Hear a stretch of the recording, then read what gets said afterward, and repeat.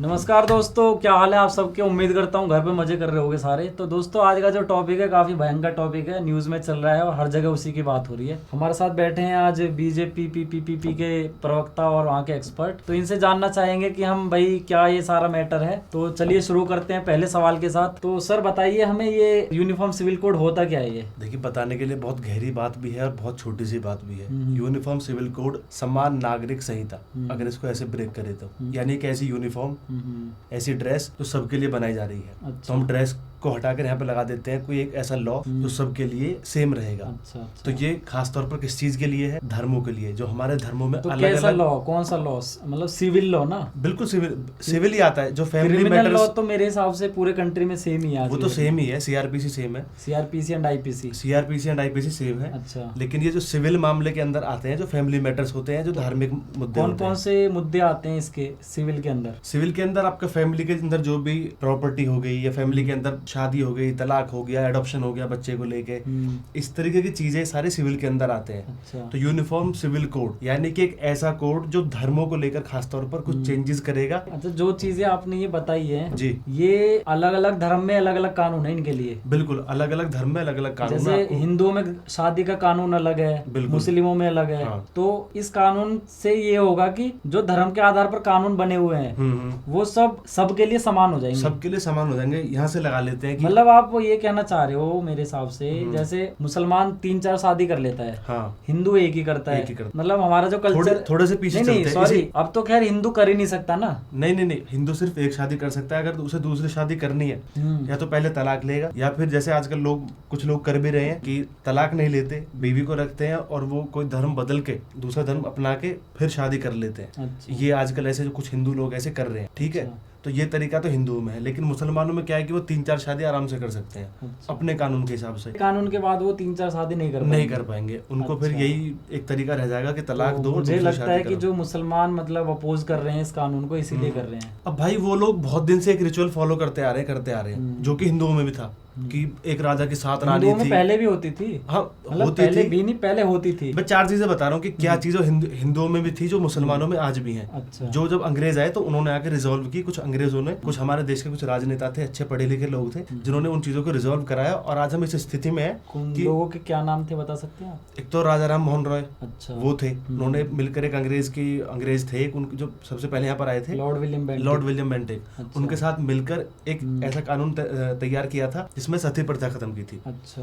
पहले क्या था कि अच्छा, सती प्रथा जब उन्होंने मिलके उनके साथ खत्म की, तो राजा राम मोहन रॉय ने मिलकर उनके साथ ये कानून बनाया कि सती प्रथा नहीं चलेगी। उसके बाद 1850 और 56 के आसपास ईश्वरचंद्र विद्यासागर, ये बहुत बड़े मतलब दार्शनिक थे, बहुत अच्छे राइटर थे, पोएट थे। इन्होंने मिलकर, एक अंग्रेज थे, उनका नाम अभी भूल रहा हूँ, उनके साथ मिलकर बाल विवाह, अछूत और रीमैरिज, इसको लेकर एक कानून बनाया कि जो 12 साल की उम्र में ही लड़के की शादी कर दी जाती थी हिंदुओं में, कि अब ऐसा नहीं होगा। अब लड़की जब तक बड़ी नहीं हो जाएगी, जब तक बालिग नहीं हो जाएगी, तब तक उसकी शादी नहीं कर सकते आप। और ये जो दलितों के साथ जो मतलब हाँ, छुआछूत होती थी। अच्छा। उसको लेकर उन्होंने कहा कि ये अनटचेबिलिटी नहीं चलेगी अब। अच्छा, तो उसको लेकर कानून बनाया कि अगर आप किसी को ऐसा बोलते हो, तो उन्होंने मुसलमानों को लेके क्यों नहीं कानून बनाए कोई? क्योंकि मुसलमानों में भी ये चीजें चलती आ रही है पुराने टाइम से। मुसलमानों में जब भी ये बात की गई कि ऐसा कुछ करना है, तो उन लोगों ने इतना भारी विद्रोह किया कि वो कर ही नहीं पाए। उनको जो चीज समझनी चाहिए थी वो नहीं समझे, बट होप करते हैं कि अभी वो समझ जाए। और हो सकता है कि मुसलमानों के जो नेता हो, जो उनके एक तरीके से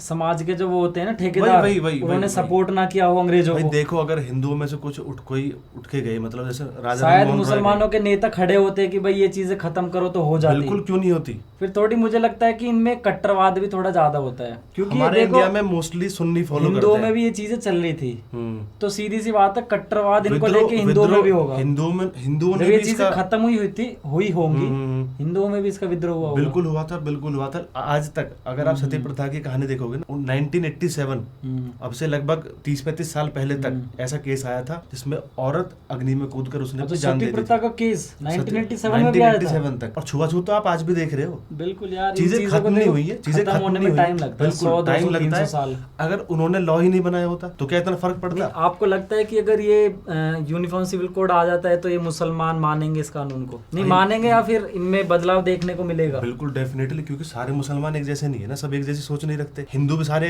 एक जैसे नहीं तो थे। मुसलमानों के क्या कानून चेंज कर दिए जाएंगे अभी?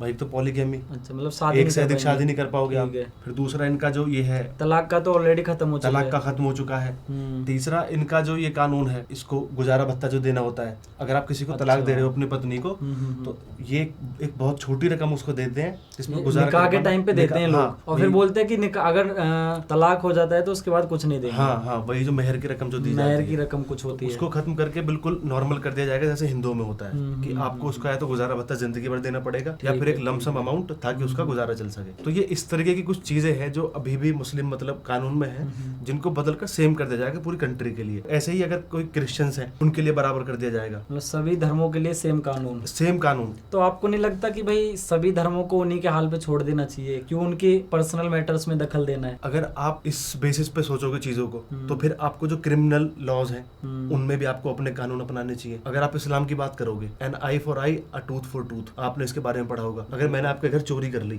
ठीक है, तो मेरे हाथ काट दिए जाएंगे। अगर मैंने मान लो आपके साथ कुछ शरीयत कानून में लिखा है, शरीयत कानून में ऐसा है, मैंने आपकी आंख फोड़ दी, तो उसके मतलब एन आई फॉर आई, मतलब आप मेरी भी आंख फोड़ोगे। उनका कानून ये कहता है। तो अगर आप उनको उनके हाल पे छोड़ोगे ना, तो चीजें बहुत ही मतलब जटिल हो सही बात है यार। जाएंगी। अगर आप सिविल कानूनों में अपना वो चाह रहे हो कि हमारे कानूनों को हमारे तरीके से चलने दो, तो क्रिमिनल जो लॉज है वो भी फिर शरीयत के हिसाब से चलो। वो भी तो अगर उस तरीके से चीजों को सोचेंगे तो बहुत मुश्किलें पैदा हो जाएंगी। इसलिए बेहतर है कि सारी चीजें रिजॉल्व हो जाएं और एक पेज पर आ जाएं। उससे क्या होगा कि बहुत लोग अपोज भी करेंगे, डेफिनेटली करेंगे। वो तो खैर है, ठीक है, इतना बड़ा मुद्दा है, अपोज तो होना ही है। क्योंकि हिंदुओं की बात करें, कुछ प्रथाएं ऐसी है जो आज भी चली आ रही हैं, ठीक है, लेकिन अब मेजोरिटी ऐसी हो गई है, कुछ परसेंटेज रह गई है जो उनको मान रही है ऐसी चीजें। आज भी दहेज प्रथा बहुत हिंदुओं में, क्योंकि मुसलमानों में मैंने सुना है कि ये प्रथा पहले नहीं थी, लेकिन अब मुसलमानों में ये प्रथा हिंदुओं से सीख ली इन्होंने, वहाँ पे भी दहेज देना लेना स्टार्ट कर दिया है। इसके ऊपर भी बातचीत हो सकती है, होनी भी चाहिए, क्योंकि ये भी एक गलत चीज है जहाँ तक तो मेरे को लगता है कि भाई इसके खैर ये लीगल नहीं है, बट फिर भी चलती आ रही है। दहेज लेना आपको पता होगा इलीगल है कंट्री में, लेकिन फिर भी लोग मानते नहीं है। तो मुझे वही लगता है कि पता नहीं कितने मुसलमान मानेंगे या नहीं मानेंगे इस कानून को। देखिए, मानने वाली बात ऐसी है, जो समझदार लोग हैं, जो पढ़े लिखे हैं, डेफिनेटली वो इस बात को एक्सेप्ट करेंगे,